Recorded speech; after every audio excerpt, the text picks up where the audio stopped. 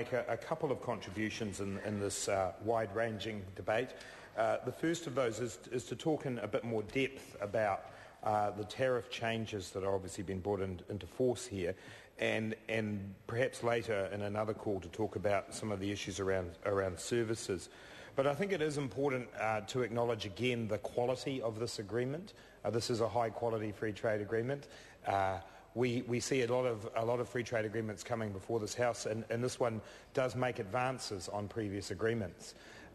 Mr Hayes and others on the other side of the House who have experience in these matters know that obviously the optimal agreement for all of us is a comprehensive WTO agreement, one that gives us global rules that are fair and that take into account the special and unique circumstances of particular countries. And I see Dr Graham nodding in agreement with that. And I think it is important to say that at the outset, that from a Labour Party point of view, what we are aiming for is a global agreement. The Doha round is in difficulty, and the Doha development round, and it would be good to see that make more progress, and it should still be New Zealand's highest priority in trade negotiations. But in the absence of that, regional and bilateral agreements remain important, and this is a bilateral agreement that demonstrably leads to benefits for New Zealand. To go back into the tariff elimination process, on entry into force, as well as confirming the outcomes from the ASEAN deal, and it binds in Malaysia's level of openness on $821 million worth of exports. That's today, that's before the agreement's even signed. And that encompasses butter, milk powder, cheese, wool, kiwi fruit, apples and some manufactured products. So that's a significant achievement on day one, on entry into force, to be able to have those key export areas for New Zealand having tariffs eliminated is extremely significant for those exporters and extremely significant for the New Zealand economy. As a number of other speakers have already stated, that amounts to 95.1% of our total current exports to Malaysia. And as a bilateral agreement, that's a very significant amount on entry into force. And once again, a tribute to the officials and to the ministers involved in getting such a good outcome on day one.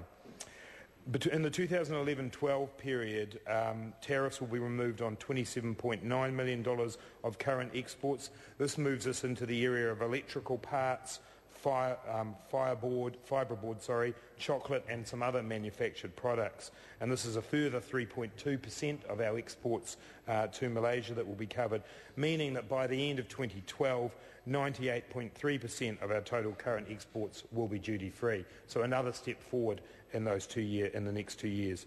And then finally, in the period 2013 to 2016, a further $10.2 million of current exports will be taken in. This will be paper products, plastics, paints, whiteware, iron and steel, bringing us, as has been previously stated, by 2016 to 99.5% of current exports being duty-free. And that is an achievement that's worth celebrating. It is an advance of the ASEAN deal, and I do think it's worth dwelling briefly on the fact that this deal is in fact bringing things into force ahead of the ASEAN deal. It's difficult when you make a trade agreement at a regional level to then go back to a bilateral partner and say, well, we'd like to make further progress, we'd like to make quicker progress, and to be able to do that on so many fronts in this bill is excellent. I've already mentioned in my second reading some areas where that will happen, but in terms of paints and varnishes, plastic products, well in advance of the deal with the ASEAN countries. 2016, there will be duty-free for New Zealand. 2020 under the ASEAN deal. So I think it's significant that in this particular deal we're able to see those tariffs move quicker, and it does mean that this is a higher quality agreement. Mr. Chair, I'm sure that there'll be some people in the Ministry of Foreign Affairs and Trade, some of my Mr Gross's former colleagues, who'll be deeply concerned that the 0.05% remaining of tariffs weren't removed. And as Mr Nash has already said, this is mainly around areas of alcoholic products, but also tobacco, firearms and tyres.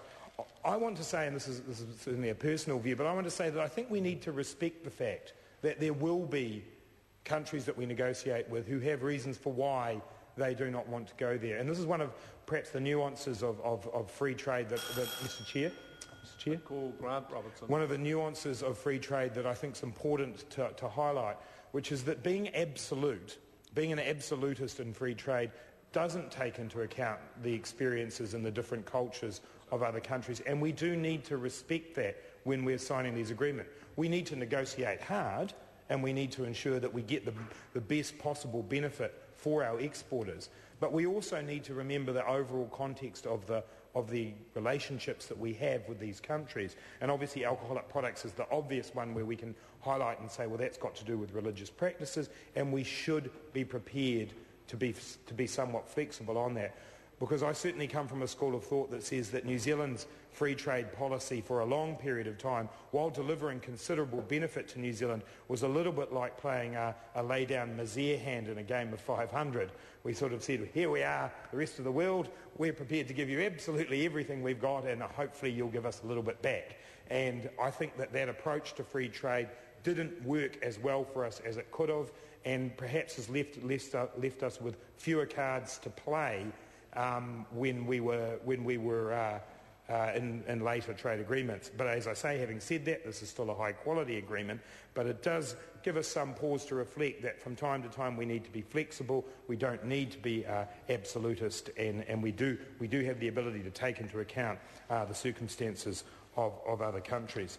Mr Chair, I just also now want to refer to the question of services, which my colleague Stuart Nash has already dwelt on, and just to note that this is a sector that will benefit significantly from this particular agreement, not only in the area of education but also in the area of environmental services. And as I said in my second reading contribution, this relates to the so-called side agreement around environmental cooperation. It's not actually a side agreement, and in fact I'm very pleased in a lot of the literature that the Ministry of Foreign Affairs and Trade has produced on this, that they recognise that those environmental and labour cooperation agreements are treaty-level agreements. And in the parlance of diplomats, that's significant. It gives status to those agreements, and it means that the free trade agreement and the two cooperation agreements can be seen as part of a single entity in terms of our relationship and can be worked on together.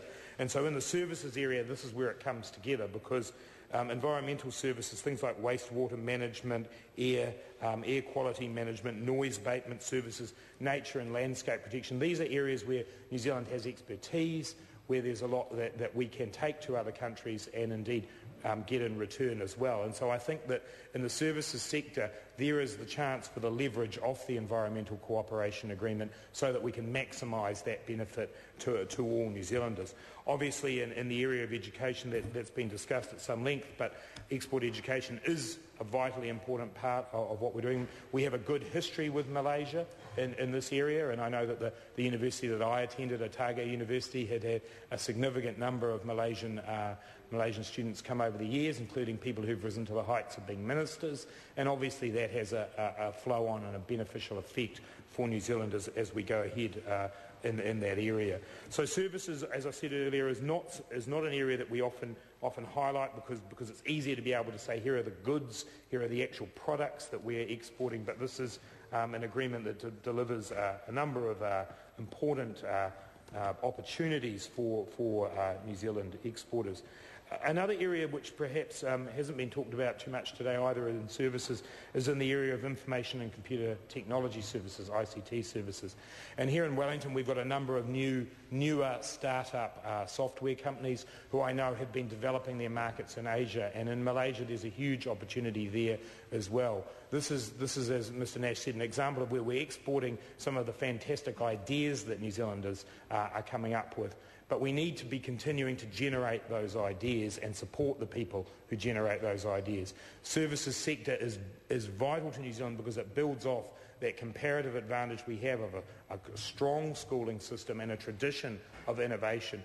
But we put that tradition of innovation at risk if we aren't prepared to invest in the innovators, if we aren't prepared to put money into tertiary education, to put money into assisting researchers to commercialise their opportunities and develop export markets. So I think ICT is another service sector that under this agreement we know can offer great potential for New Zealand. So Mr Chair, I just think it's important to be able to see the balance within this agreement of goods and services. It is a high quality agreement, but it is, as Mr Boscawen picked up before, I don't believe that free trade agreements are the be all and end all, and there is further opportunity